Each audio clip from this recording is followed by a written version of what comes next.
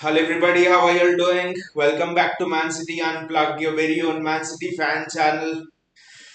We're gonna discuss something that has been kept under the covers a little bit, especially in the last one or two transfer windows. But we often get criticized about it, be it in the media, be it with the rival fans, be it with the executives of other leagues like Javier Tebas of La Liga was saying. We get criticized about it every time. See, when everybody concentrates on City spendings in the transfer window, they never want to see the net spend. The only thing they want to see is how much is City splashing out. £100 million on Jack Grealish last season.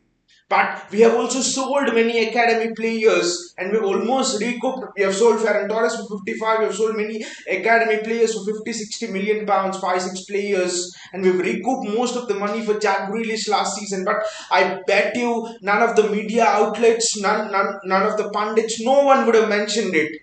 There's no discussion about it as well. So I was just looking closely at how is our net spend this what could be our net spend this season, because especially in the last 2 3 seasons, if you look at our net spend, it almost seems that we are moving towards sustainability.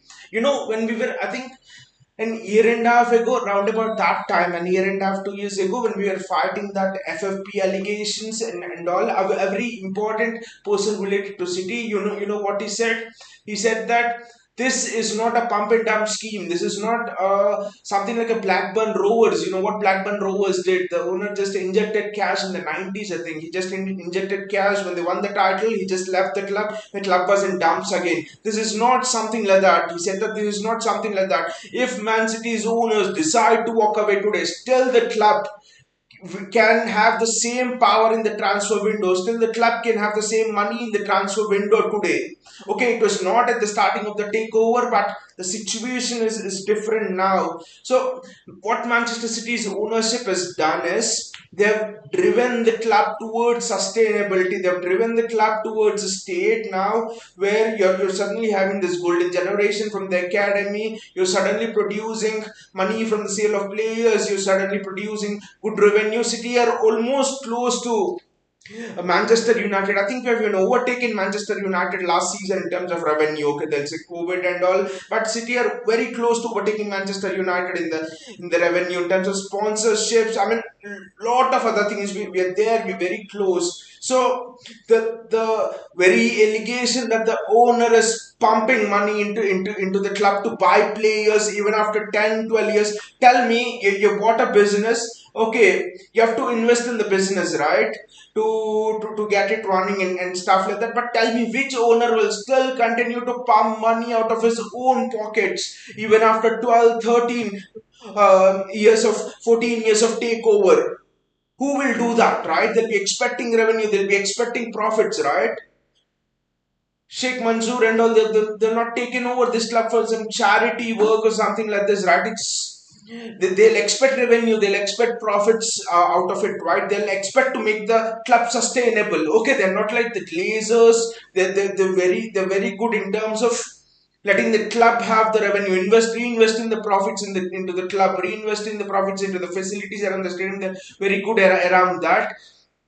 But they would also, why will they put money out of the pocket? This acquisition I still don't understand by rival fans, by media outlets, by when some pundits, I would say that we would that the owners are almost the owners are putting money out of their pockets and inflating sponsorship deals and all. That's just nonsense. And this what I have on the screen for you today really shows that we are going towards sustainability. We are almost spending what we are recouping from the player sales. We're just spending what we are earning. Gone are the days when the owner Sheikh Mansour had to put money into the club. So let us see this. This is very fascinating. So if you look at the incoming signings, I think everyone would have it is very obvious for everyone. Alvarez is coming for 14 million pounds, Haaland for 51 million, Cucurella, Calvin Phillips, you expect 40 million pounds for both of them. So what is our spend in this transfer window? 135 million pounds. Now the things become interesting. Let us look at the outgoings. This is what no one is mentioning. This this is where people are telling us the city have an infinite budget. The city have 200 million pound budget. They're buying Cucurella, they're buying Calvin Phillips, they're buying everyone. No, just look at this. Look at the outgoings. Gabriel Jesus will go around 45 to 50 million pounds. Gavin Bazoon, excellent shot stopper, was gone on loan to Portsmouth. Some people, after the Champions League defeat to Madrid, people are criticizing Ederson, telling we need a good shot stopper to win the Champions League. Have in fact discussed the name of Bazunu as well. That's when I really had a look at Bazunu, and he's excellent at shot stopping, but he's not that good with the feet.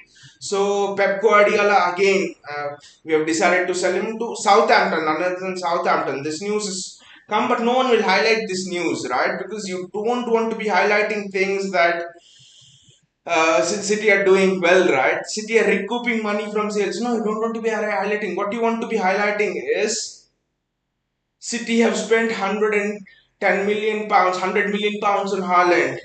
And then on Darwin Nunes, you just mentioned the transfer fee, that's all 85 million pounds or something like that. We have discussed in length in a video on this bias and all, but let us continue with this. Pedro Porro. I mean, we have actually begun the business with this.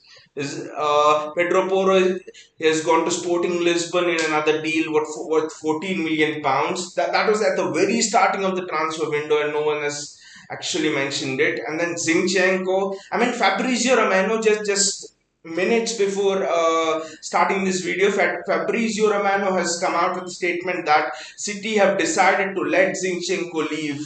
And Everton, and there's a lot of interest. Everton has him on the top of his list, as does Arsenal. Mikel Arteta really wants him. So Zinchenko is valued around 30 million pounds. I think Zinchenko will leave. There's so much of interest. This Zinchenko would love to have regular playing time at this stage of his career. So Zinchenko would love to leave at 30 million pounds. And then Yangel Herrera and Morgan Rogers. There's interest from both the Espanyol and Bournemouth regarding Yangel Herrera and Morgan Rogers respectively. So both of them almost they could recoup around 20 million pounds from selling them. So now you look at the total net spend, it's 130 million pounds. Maybe you could throw in another one or two youth prospects, like for example a Koi Katura for 5 million pounds to a German club or something like that. So you have your 35 million pounds, right? You have your 135 million pounds, so it's almost a zero net spend. And on top of this, if an offer comes from Raheem Sterling, for example, and you sell him for anywhere between 40 to 50 million pounds. Wow. In fact, we have signed Haaland, we have signed Cucurella, Phillips, Alvarez, we have signed four talents, we have signed the best striker in the world, we have signed the player who's been crowned the best player in South America this season, Julian Alvarez, a player who has hit 6 goals in a single Copa Libertadores match. We've signed him, and yet we've signed the highly rated Cucurella, and we've signed the DM for England, Phillips, and yet you finish this transfer window with a positive net spend of almost 50 million pounds in the best case scenario, and in the worst case scenario, you finish it with a net spend of almost 0 million pounds. Wow, wonderful! This is sensational. I think the efficiency we are showing in these kind of things, it is just really fascinating for me how people often take us up along with PSG. There's no comparison with us and PSG, right? PSG was never a sporting project. Okay, the fans will disagree and all. PSG was almost like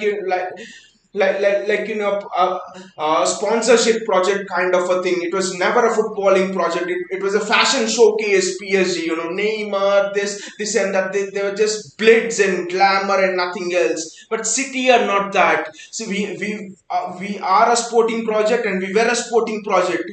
If you're not a sporting project, you won't invest close to 500 million pounds in the academy in 2012, right? That's what Sheikh Mansour did, and that is the reason for this golden generation coming in. So I think we are in the middle of a very fascinating decade, as a fascinating era as far as City is concerned, because sir, even in the last transfer window, we have almost recouped the £100 million spent for Grealish, Ferran Torres 55, and there were a couple of youth products sold who cost around 40 45 million pounds. So you almost recouped the £100 million for Jack Grealish there. People say Grealish is £100 million. Well, we have earned it back right by in player sales, not in inflated sponsorship deals and not all that crap. In player sales, it's on the books. So suddenly last transfer window almost par. This transfer window almost par on the net sales. This is wow. A lot of opposition fans will find this very hard to admit, but this is the fact. We are almost doing our business and replacing players and filling up positions without spending a penny almost from the pocket. And I also think as soon as the supply chain starts to grow from the academy, I think we will actually getting more money in the transfer windows, and next one will actually go into negative. That is where this club is going in, and by the end of this decade, I really think that will be in a place where we don't need to spend too much. We don't need to outlay on players. One player here, one player there. Most of them will be from the academy.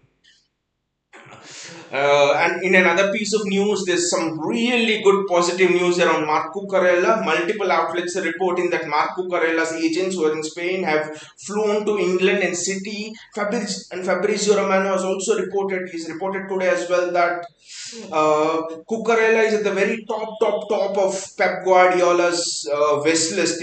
People were talking about David Raum and all, but the thinking is Cucurella at the very top. There have been rumors that Brighton would want at least £50 million, and City are prepared to walk away. But here the strong factor that City have is Cucurella wants to come to Pep.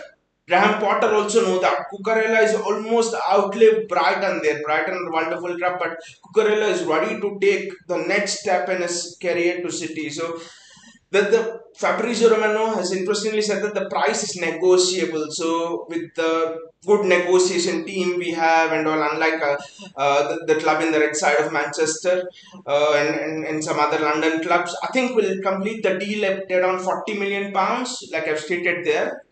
Cucurella and Calvin Phillips also. There's some positive news around that. Is that City are ready to make an official bid for Calvin Phillips. It could be any time next week. So suddenly we have two players who could be almost the signing could be done in the next week or so. So a lot of positive news today. We were drowning in negativity with respect to that Bernardo Silva thing. We were having we were a bit tense, thinking will this transfer window be spoiled and all. But it's all positive news today. Great positive news to begin the weekend. And there's something else regarding Zinchenko as well. That Zinchenko, Fabrizio Romano again says that Zinchenko is set to leave, and City are also they're free to let him go. I mean, City also are okay to let him go, and the price quoted for Zinchenko is around 30 to 35 million pounds. So, and Arsenal are interested. Interestingly, I didn't know this. Everton are also behind Zinchenko. So that is again interesting for me. And something else is, I've always rated this fullback called as Jan Kuto. We bought him 2 years back, I think, and then we loaned him to SC Braga, and then he was sensational. SC Braga played in the quarterfinals of the Europa League, and he was sensational. They say he's almost the heir to Joao Cancelo. The way he comes in, guys, if you're free, just go and have a look at how Jan Kuto played this season at SC Braga. He's almost like dribbling players for fun from right back and all of those things. So Jan Kuto, I really think Jan Kuto should come to the club this season and have a pre-season with Pep Guardiola. Sergio Aguero says, "Man, go on. Literally me watching you, but you will make it one day because City fans are growing all over the world. Go on, buddy. I will watch your content and try to give us some great City content." Thank you, Sergio Aguero. Thank you so much for the support and the appreciation. It's this support that really makes me want to go on, and it's also the love for the club. It's like we are chatting here, we're having comments here about the club, we are discussing about where the club should go next, what are the transfer news around the club. We are in fact trying to build a community where each of us can voice our opinions. So that is just wonderful. Thank you so much for the comment, Sergio. So Jan Kuto is interesting for me because there is some conflicting news regarding Jan Kuto. It seems that Pep Guardiola really wants Jan Kuto to come to the preseason, but Jan Kuto thinks he needs one more year. He needs one more year at SC Braga before he comes. He wants to go on loan again to SC Braga. So this is very interesting for me because Pep is adamant, because Pep knows Kyle Walker is 32 years, right? Next season, you never know. 32 years, Walker's primary qualities is reliance on pace. So you never know when that pace can come off. You never know when you can have that big hamstring injury, especially players who depend on pace. And when your career could slow down. So Pep knows that yes, there is Cancelo, but Pep knows that he needs someone who can be a backup to Kyle Walker as well, and who can be groomed so that they can take on the mantle from Kyle Walker. And Jan Kuto, they say the crosses from Jan Kuto almost remind them of Trent Alexander-Arnold. It's so good from fullback, and the way he loves to cut inside and everything like that.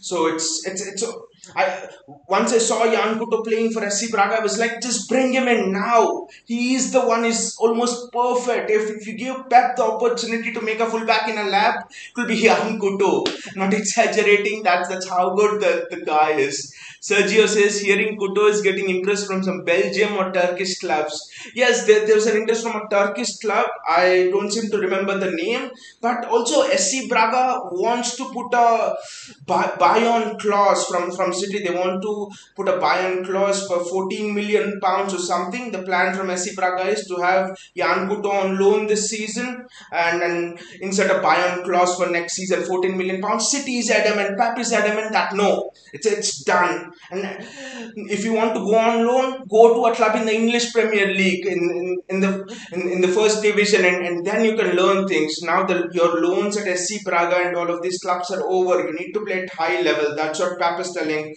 Jan Kuto. You know what I'm fascinated about? The preseason to start.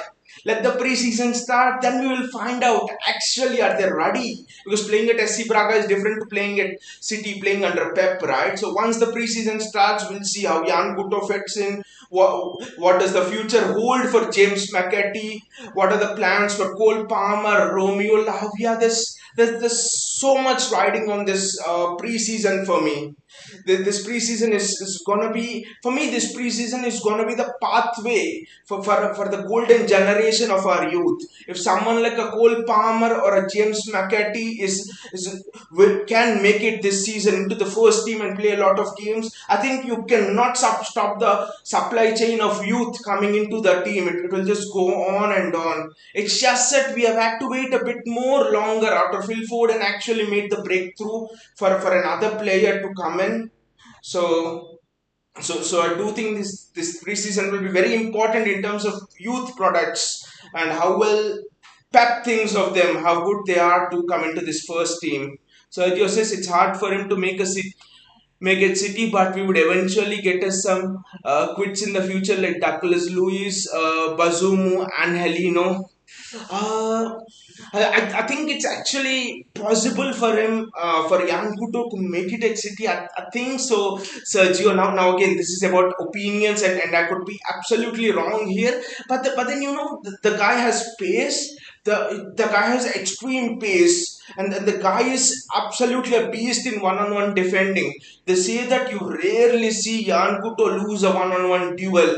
He's really good and he doesn't make many tackles. You know how he defends using his body positioning, using his positional sense. The coaches around him say that it's very rare to see a fullback of such a young age have such good positional sense along with such a good attacking flair. Trent is excellent attacking wise, right? The crosses he puts in and everything, the runs he makes. But what is the backlog of Trent? Where does Trent fail? You see against Real Madrid that defensive nuance. So fullbacks are either very good going forward, or they're very good defending, like a Van Bissaka, and offer nothing going forward. The really fascinating thing about Jan Kuto is that balance. At 20 years of age, he's really having that balance in attack and defense, and is very good at both. His recovery pace is next to none. So I mean, I think he at least deserve. If Angelino deserved a chance at City, we have given him 5, 6 chances to play at left back. He couldn't make it right. If Angelino deserves that, I think Jan Kuto at least deserves a shout.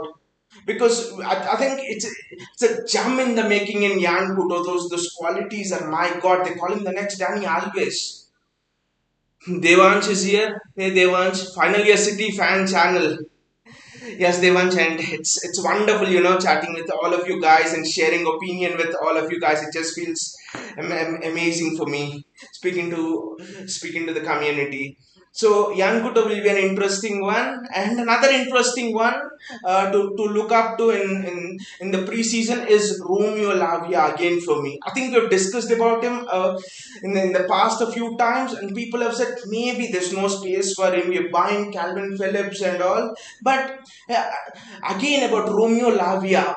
Enzo Maresca, by the way, is set to replace Guanma Lilo alongside Pep as the assistant manager. So Enzo Maresca had made this comment that, about Romeo Lavia, he hasn't seen a player since Claudio Makaleli, Niall de Jong, and all. A player who identifies space so well and gets into those positions to defend. His positional awareness at 19 years of age is out of this world, Romeo Lavia, and is unpressable, they say. So these two players for me, you really have to keep an eye on. Sergio says he's good, but he has to impress Pep somewhere at a good club, not getting first team football easily.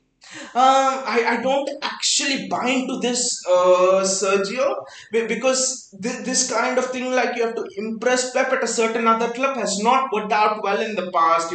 There have been. Tell me which player has been integrated into the first team after going on loan and impressing somewhere. No, because playing elsewhere is completely different to playing under Pep, playing at City. So so I think you see Zinchenko, you see players who have done well, who have been integrated into this City team. All of them have really come up under Pep, training with the first team for 2 or 3, for 1 or 2 years, understanding the basics, training with the senior players. I think that is the way to go far in this club. Devan says, what will be the future for Zinchenko now? His passion for City is just awesome. I think Zinchenko will get sold, Devansh, because I don't see again a pathway for him to get regular first team football. And yes, you cannot doubt the passion of Zinchenko and all, but keeping the and he was wonderful, by the way, in that final game of the season and all. But keeping emotions aside, if you look at Zinchenko, I do think that there is some kind of a weakness in there. Not questioning the guy's attitude, not questioning the guy's passion towards the club, not questioning the guy's commitment, but defensively, I still don't think Zinchenko is really up there. When teams park the bus, yes, Zinchenko is one of the best, like we saw against Villa, like we saw against West Ham for a while, but against Real Madrid, they just tore him down that wing, right? Defensively, under the pump, I don't think Zinchenko is up there. So that is the reason why Cucurella is, I think, an upgrade on Zinchenko, because Cucurella is very good defensively. He really knows which position to be and all of those things. And I think it's best for Zinchenko and it's best for City to part ways actually. Sergio says Lavia is getting interest from bottom level clubs and top championship sides. Pep will not let Lavia leave. Pep will not let him, whatever might happen, it doesn't matter, but Pep will not let Lavia leave at any cost. Lavia is unsellable. JS says, yeah, Zini love for City is sick. And another interesting fact about Lavia is, at 18 years of age, at 17 years of age, it was just 3 months since Lavia came from a Belgian club to City, and Pep called him to the first team. Who was the other player who Pep just called him to train with the first team just 3 months after arriving from a foreign club, not La Masia, from a different club? No one. So that tells you what Pep saw in Romeo Lavia. It's just that Pep is grooming Romeo Lavia. That's why I didn't want Jude Bellingham as well, because that would clearly shut the door down on Romeo Lavia. I know Romeo Lavia is a DM, but Jude Bellingham and Romeo Lavia is done. He will get sold if Bellingham comes.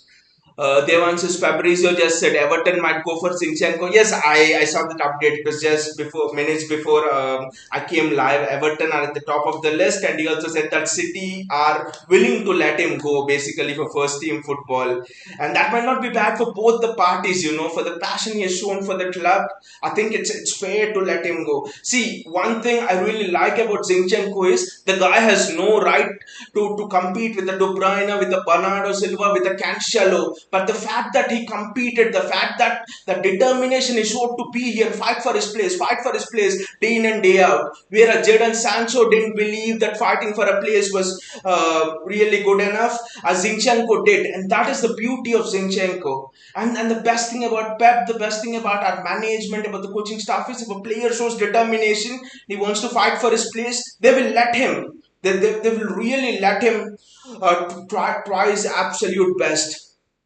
Sergio says, I mean, if Kuto is to break for first team, he could be with us, not at loan on other clubs. It's hard for him. That's what I want to say. Yes, exactly, Sergio. If not at loan for other clubs, yeah. If he has to break, he has to break in our team under Pep. Yes, because understanding that positional football under Pep, it takes time. So that is, I think, the primary reason why people doing well at other clubs as well. They don't get integrated straight away into the team. Look at Willis, top class player, top midfielder in the Premier League, and yet it took almost 1 year to integrate into Pep's team. So playing well elsewhere would not mean that you have.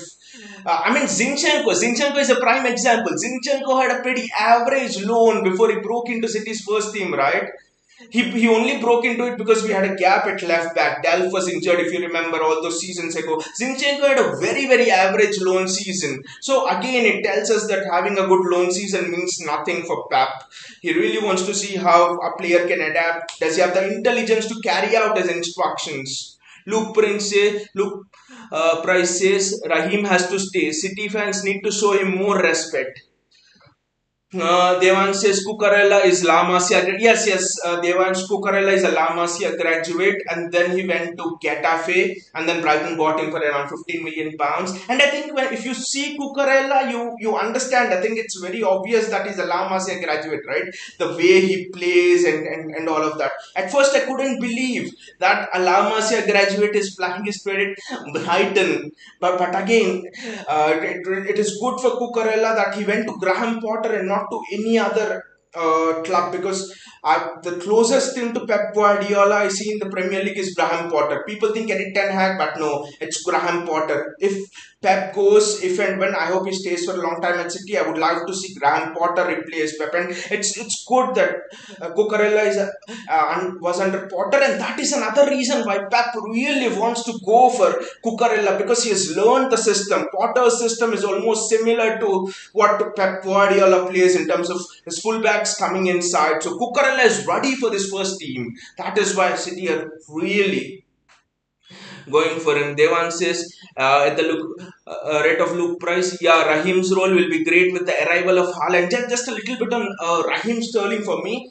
since even Luke Price also was asking. I mean, the problem with Raheem Sterling is his finishing. He has really let open goals. He has really missed open goals and stuff. But the one thing I've been consistently saying about Raheem Sterling is, despite of all of the hate, that his movement is world class. If Raheem Sterling misses an open goal at the near post or the far post, the reason is he has that world class movement. He has that sense of occupying that space between the defenders. That is why he's reached there, right? Tell me, which player in the world other than Raheem Sterling occupies those near post and far post positions more consistently with that alarming regularity? If you go there once, twice, in that vacant space. That is luck, but year on year, time on time. I mean, in a game, Raheem Sterling gets five, six chances at least of occupying that open space. That and all is because of his world class movement. But again, this is the thing with Sterling and Jesus, guys. Jesus also has excellent movement, but now if City are to move on to the next level, what is the next level for this team? The next level for this team is we have played well against Real Madrid in the first leg of the semi-final, but we haven't been able to reach the final. What is the reason? The reason here is that we have been unable to finish off opponents. The next level for this reason for this team is finishing, is bringing in players who have great movement and great finishing. So out go Jesus and Sterling, in come Haaland and Alvarez. I think that is the reasoning. Going on to the next level, I think you need to bring in an upgrade on Jesus and Sterling, and these are the players. Nothing against Sterling, but just that we want to go to the next level as a club. JS says instead of buying Phillips, we must try to give minutes to McCarthy and Lavia in the midfield. That is, I mean, it's easier said, JS, than done, because we are competing against a machine like Liverpool. So you can't blood youngsters like McCarthy and Lavia in this title race, which is ruthless, right? I mean, I can't even blame Pep for not blooding youth, which many people do, because there's no chance that the title is being won in the mid 90s. Sometimes it's going to the late 90s, which means not a single drop off is allowed, which means Pep really can't risk it with Lavia and McAtee. I think yes, he'll bring them on slowly and integrate them into the team, but expecting Pep to give them a lot of minutes is just not possible this season. Sergio says Zinni is great and shows his class whenever needed, but I'm all for Cucurella, and man, we would score a hell lot of goals next season. Pep is going for all next season. If Ginny wants, Pep will let him. And another thing about Cucurella is his crossing, his attacking endeavor down the left hand side is excellent. And once Cucurella comes, we will see something that we haven't seen under Pep since he's arrived to England, which is unlocking that left hand side. When was the last time we had a natural left back? Okay, Mendy played for one or two matches, but that's it. No natural left back, right? So this is the first time where we'll be seeing a left back who will be able to overlap and who will also be able to underlap and cut inside. Which means defenses will be worried. Should I defend wide? Should I defend narrow? Which means there'll be spaces for your Haalands, for your Alvarez's, for your Ford and De Bruyne to run into. It's going to be awesome, mate. The teams are going to be bamboozled. Mark my words on how to deal with the runs of Cucurella, and with Cancelo playing it right back. Imagine Cucurella, Cancelo, Laporte, Stones or Diaz. With Rodri holding a dream Pep back five. I think this back five would gazump even a Barcelona, that great Barcelona team's back five. This back five would just be levels above. Sergio says, can't relate to Zinni, to be honest, cause that guy is a horse of long race. Apart from him, hard for others to break into the Pep team. Yeah, City doesn't keep players against their wish. Exactly. Ferran Torres was an example. We needed a striker and he wanted to go. Pep was grooming him as a striker. Pep played him as a striker in Champions League games, if you remember. Ferran Torres. Torres scored a hat-trick as well, and then he left. And still Pep didn't flinch. He didn't panic. He said, okay, no striker. I will still win the league against a team that has bought Luis Diaz, has loads of attacking players in Liverpool. So fantastic. Sergio says Cucurella scores more goal scoring chances than Cancelo last season. Man, with Haaland, we are cooking next season. We are just being a fantastic machine next season. Opponents will be worried on how to compete. I just can't wait for the next season to start, guys. Devan says the runs which Raheem makes is just next level. He's best against teams that part the bus. He can also link with others to provide that special moment. Exactly, they want all of it. The movement, I think it's similar. Gabriel Jesus and Raheem Sterling, the work rate, the movement and passing and everything, the link up play, perfect pack player. The only thing is finishing. And also they want Julian Alvarez. He's under the radar. People are not talking much about him, but Julian Alvarez is.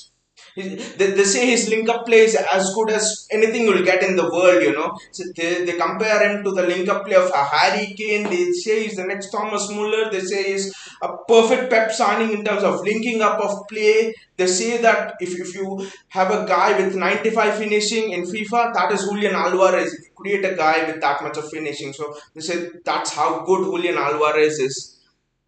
High hopes with Palmer. Palmer is gonna breakthrough, Devans. Riyad Mahrez is 31, 32 right this season, so he'll be 33 almost next season, and his contract ends next summer. And I think the club will not renew the contract of Riyad Mahrez next summer. So, and Mahrez said today he will stay. So that is the transition of Cole Palmer into the team, like just like how Foden was transitioned into the team. So Mahrez will play a few games, Foden will play.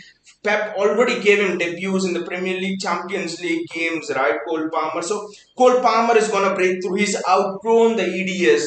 See, there are two players, McAtee and Palmer. They've outgrown the EDS. McAtee has scored 17 goals in 20 EDS games. No sense in sending McAtee there to the EDS. It's almost like you're learned how to drive on a busy road and all, and again your instructor is sending you to drive in a empty playground. It makes no sense, right? That's how it is with James McAtee and Cole Palmer. They have to be coming in next season. Jay says, yeah, but only con with him is that he's wasteful in front of. Yeah, exactly. Raheem Sterling. Crypto Rookie says the goat of Man City analysis. Crypto Rookie says Lionel Messi of YouTube. Cole Palmer, JSS Palmer gives Mahrez vibes. Yeah, they say Cole Palmer is the next to get Mahrez. You have all this comparing the academy players, which fans do to the players in the first team so that we can relate. They say that Palmer is the next Riyad Mahrez, and they say James McAtee is the next Phil Foden, and they say Oscar Bob, and they say there's another player called as Oscar Bob. They say Oscar Bob is the next Ikai Gundogan. They say you might have heard about Cole Palmer, James McAtee, but they say Oscar Bob is one of the most technical players to come out of the City's academy in a while. Actually, they compare his technique to Phil Foden, even to David Silva. Even they say he glides through tight spaces. And then, guys, another player as well, Kaiki.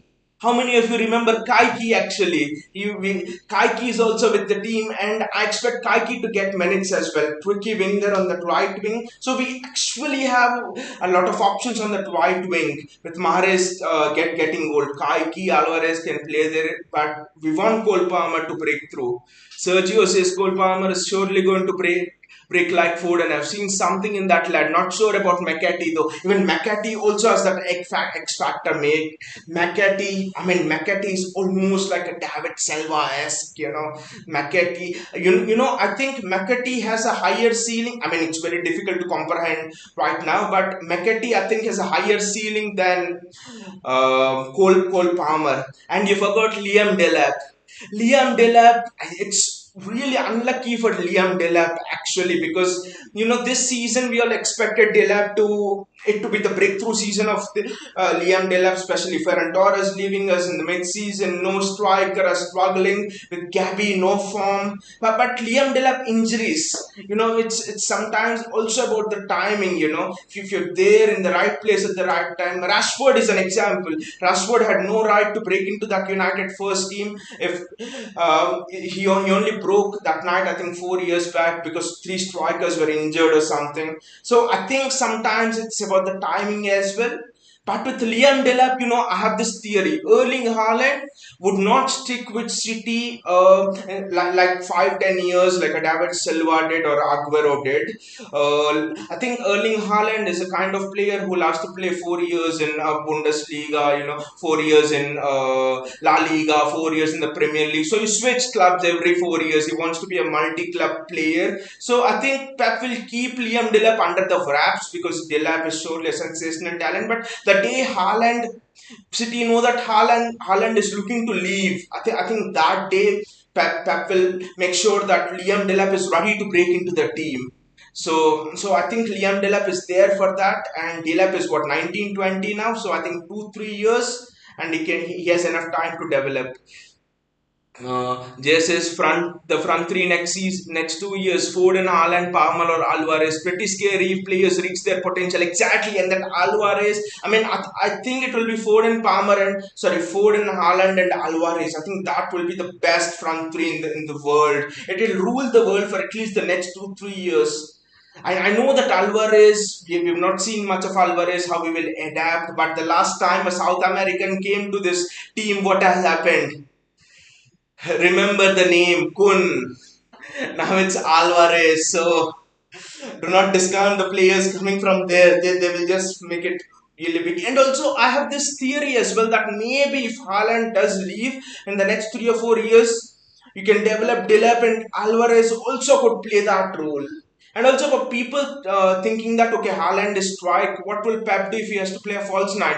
Alvarez is one of the best false nine players you can see in the world. The way he drops in and all of that stuff. So Alvarez is very good in playing that role as well. So you forgot Liam Delap. Yeah, exactly. Uh, JS's cause of Haaland, I feel he might go on loan next year. Yes, I think a loan might be the better option for Liam Delap, but I'm struggling to find which club would suit Liam Delap in the way Pep likes him to play. Do you guys think a loan to Championship for Liam Delap would be good?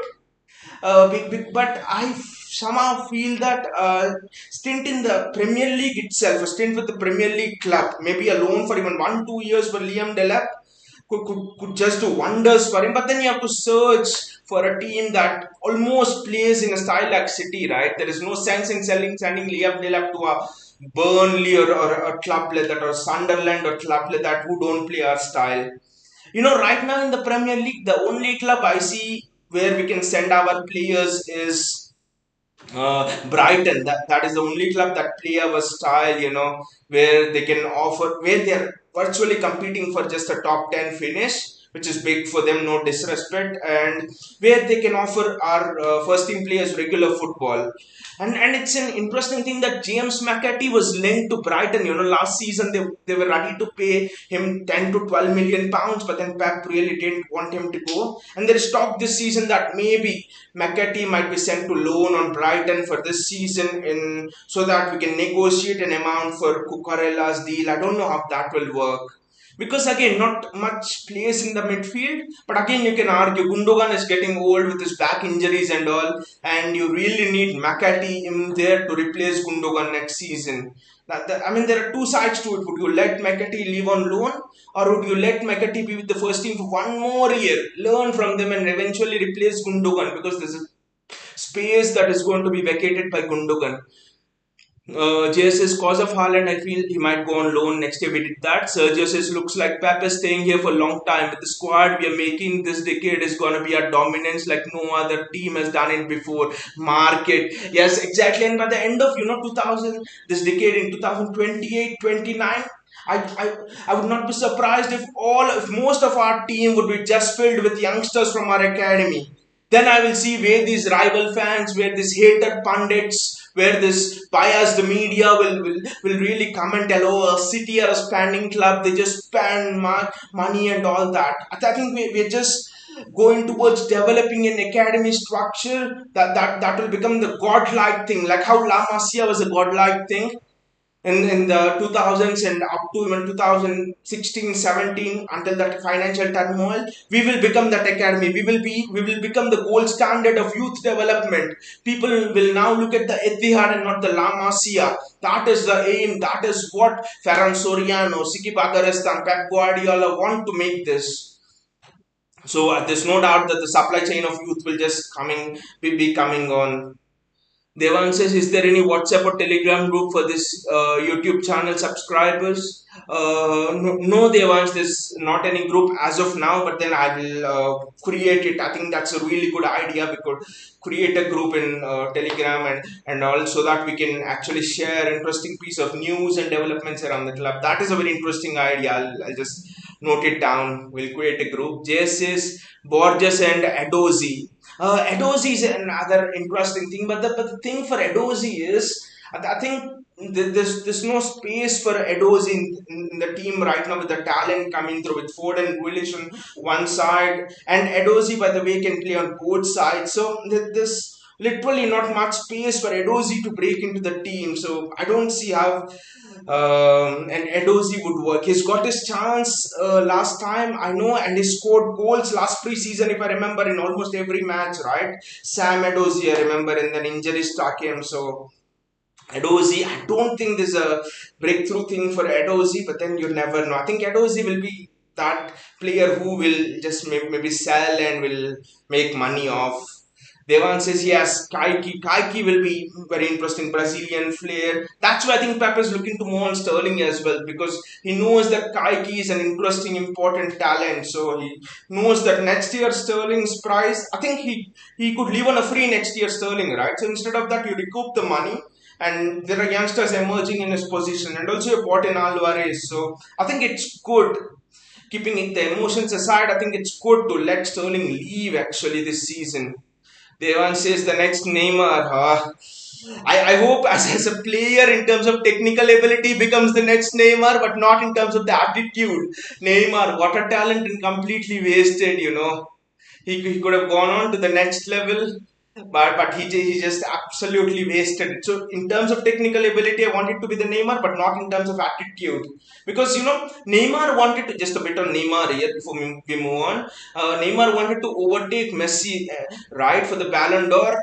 But what Neymar forgot is it's not enough to change club so that Messi doesn't overshadow you. To really get the Ballon d'Or over Messi, what you need to do is pump up your hard work. What you need to do is put in those hard yards. That is what Neymar forgot. He thought I'll have the easy way, I'll be the boss at a new club, and that's where it all collapsed. Neymar was looking for the easy way out, and that's the attitude which, until Pep is at least there, none of our players will develop. JS's injury hindered Liam and Palmer this season. Yes, even Sam Edozie also injured. But I think for Liam Delap, the injury came at absolutely the wrong time because if Delap was really. But then you do not know. Maybe if Delap was really scoring, maybe we wouldn't have gone for Haaland. So you do not know how it would have come. But I think whatever works out for us, it generally worked out for us well in the past, as avoiding Harry Maguire, Fred, in the transfer window especially. So Haaland has come. So let Liam Delap develop, and also Liam Delap will have the opportunity to learn from Haaland, maybe improve his finishing even more. And then who knows, we could see a beast in Liam Delap in 1 or 2 years. We never know about that. Sergio says, yeah, Burnley is suddenly getting a few youngsters with Winnie there. Again, the City group of managers. The golden generation, it's not just about the players, guys. The golden generation is also about our managers. Vieira, Arteta, Winnie. Juan Malilo has gone now. Enzo Marseca had gone from the academy and managed in Parma in the last 2 years. Frank Lampard came and trained under Pep. So, supply chain of managers as well. Sergio says, looks like Pep is now more Mancunian than Catalan. Wow, Pep loves us exactly. And then also the tears when we won the title. At 75 minutes, Pep was sat there and he almost thought the title's gone. And suddenly, like the great teams have, it just playing that sense. And we scored 3 goals. And the tears from Pep really shows how much attachment he has towards this club. I really think that Pep will stay for the long, long haul. JS says his Man City chance at Trophy Parade were really sick. But Pep's thing with the cigar was really, it was very bad as JS. It was wonderful, smoking cigar and coming through. It was almost like a message to our rivals. This is Pep Guardiola and this is where I will take. I will just smoke you all guys. Uh, Dhruvesh says, what do you think of the reported release clause in Haaland's contract and what if it is true? Dhruvesh, I'm not actually concerned with it because Haaland is a kind of player who will always have release clause in his contract. That is because he is not a one club player. At least that is what I understand till now. He is someone who wants to go around the leagues in the world, and he needs to do, and he wants to play everywhere. He wants to experience the best of all the leagues. So there will be a release clause. Imagine if Haaland behaved like Harry Kane and there was no release clause. You know why Harry Kane didn't get that release clause? Because his agent was crap. That's another thing. But if Harry Kane had a release clause, we would have got him last summer, right? And maybe Harry Kane would have won a trophy this season. It's injustice that someone of the talent of Harry Kane doesn't have a trophy. So Mino Raiola didn't want Haaland to have that. So Haaland is a player who will always have release clause, and we have to accept that he's not in here for the long term. He's in here for the 3-4 seasons. I mean, we thought that with Pep as well, that Pep will go after 4 seasons, but Pep stayed for the long time, so you never know. But it's intelligent actually if you look at it from the player's perspective to have a release clause so that you're not bound by a club, right? Just what happened with Harry Kane, especially. Jay says if he leaves, we will receive great amount due to which we could sign the next big thing. Exactly, we could sign the next big thing, or we could actually sign the next big youngster. We could sign the next big couple of youngsters, and until he leaves, I think we will develop Delap and things like that. City are not. This is something which I really love about City. City are not like, oh well, Haaland is leaving tomorrow and we are unprepared for it. We will look for a replacement from day after tomorrow. No, if Haaland is leaving today, City would have always be prepared an year back on what to do, which players we should go to, and all of that. It is that fastness in the transfer window is what got us Haaland in the first place. Just imagine Real Madrid were drowned an Mbappe deal, and we did the Haaland deal. If we were like Manchester United, for example, and our negotiations were slower than a snail, what would have happened? Madrid would have got Haaland, right? Someone would have taken Alvarez as well. We were quick, we were fast, we were like a gazelle. That is the best thing about City. That is the most interesting thing. If we identify a target, we go get him. Okay, they can't bargain and they can't blackmail us on price and thing like that. We walk away, but we want someone. We generally get them very fast. Uh, Devan says, I also heard that it's close to 150 million. Is it Devan? I didn't actually hear about the figure of 150 million because I was thinking it is somewhere around close to 100 million, close to 80, 90 million, the release clause. But I'm really not sure if it's 150 million. That is interesting. That is interesting because that is a really high release clause. Yes, is iconic. Devansh's KDB also got his manager license. Exactly, KDB got his license. Fernandino has also got his license. I think Gundogan last season, I think he trained. He took some management test sessions with our EDS. I saw in a video released by City that he was giving team talk to the EDS as part of his management license examinations. So Gundogan, Fernandino, I think Pep is hellbent on literally making all of his DMs, at least all of his midfielders as next managers. Sergio says, look at what happened to Mbappe deal. It's all Spanish media who painted Mbappe the only villain. And they tried to do it with Haaland as well. Did you see what Florentino Perez said 3 days back, that if in his press conference he said if Haaland would come to Madrid, he would just sit on the bench. The sour grapes. Florentino Perez cannot believe it. I love it so much. Florentino Perez cannot believe it that he has been gazumed on two players. He is really hurt, and that makes me smile. I never liked the man for the way he has responded to City in the past, but he told Mbappe would sit on the bench. That is so crazy. Devan says very true. Now La Liga president is against us and PSG. I mean that La Liga president is, I mean I don't understand this. We've gone to the court and we've cleared the case, right? What does La Liga president want? I mean, first of all, I think someone has to remind La Liga president is now his league is crap. It's almost close to becoming a farmers league, and all of the best, not just the best players, but the best coaches, the best staff, the best set piece players, the best technical analysts, everyone are in the Premier League right now. The money is in the Premier League, and those are just sour grapes. That's all. I think the television rights, La Liga doesn't even make half of the television rights of Premier League. And look at how competitive our league is. 6 teams, anything can happen. And La Liga, you pretty much have one or two teams. That's it. Devan says, Khaldoon owns cars, CS gas. We will win the case in anyways. I mean, there's no case over there. I mean, La Liga. I think if Khaldoon gets angry, he will put a reverse case. He will sue the La Liga president for defaming the club and all. But again, this is all of these cases and all, the cases against City, especially that FFP thing, all of those are, a reaction of the elite. That the elite were scared that a club like City would break into their close group and would ruin the party for them. Pep Guardiola said one thing before that final Premier League match in a press conference. He said that I will never forget in my life which clubs voted against us and wanted to remove us from the Champions League in that FFP trial 2 years ago. He said, I will never forget that.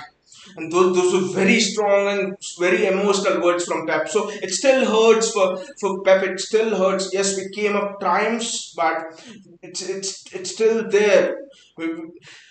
Sergio says the release clause rumor is all bullshit spread by diluted, jealous Spanish media guys. Chill, Haaland won't leave us. That guy is a childhood City fan. Yes, that is what I really hope. And there's also evidence to believe that people said Pep will leave. People said David Silva will leave. People said even a Yaya Toure will leave. People said Sergio Aguero will leave and go on to the next thing to a Real Madrid and Barcelona. Yes, it did at the end, because but you know whatever the media said in the past, whatever the pundits said that players will move on, they just fell in love with this club. The love this club provides, the love the fans of this club provides, the vibe around this club, it's just next to none, so all of the players, I think, why would they leave such a really good environment? uh, Devan says, I hope this is true. Sergio, yeah, it's 100% true. That's why I never heard Devansh even about the release clause number actually, because 150 million would mean that it's, yes, a club could potentially go for it, but it's still high even in today's market, 150 million, because Daniel Levy wanted 150 million for Harry Kane, right? We didn't go. If we wanted, we would have gone. Money was never a problem for us. So I think it's just bullshit. It's just bullshit spread by the media who can't tolerate that. We have got almost the best midfield and also the best front line in the world. Guys, just look at our midfield and look at our front line. It's just, I think, one of the best in the world right now.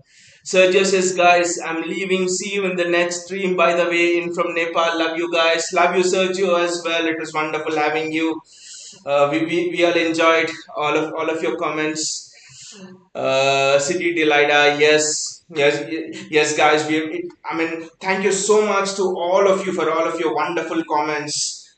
It's really been wonderful having our opinions, discussing. I think it's all about opinion and having a platform like this to just discuss our opinions, and it's just wonderful. It just makes all of us really happy. That's what I think. And love the stream, guys. Thank you all so much again for contributing to it. And by the way, if you've liked the stream, please click on the like button, and also please click on the bell icon and the subscribe button so that you get notifications. I'll be here at round about this time or every day, so that we can discuss everything around city, or we can have discussions in general as well, like the youth players and all of those things. It's just wonderful, anything about this, discussing about this club is just love. Time just goes by. You don't even care how fast or slow time goes by. It just feels so good discussing things about our city. Just wonderful. Thank you all, guys, again, and have a really nice weekend. Enjoy your weekend, guys, and see you all. Take care.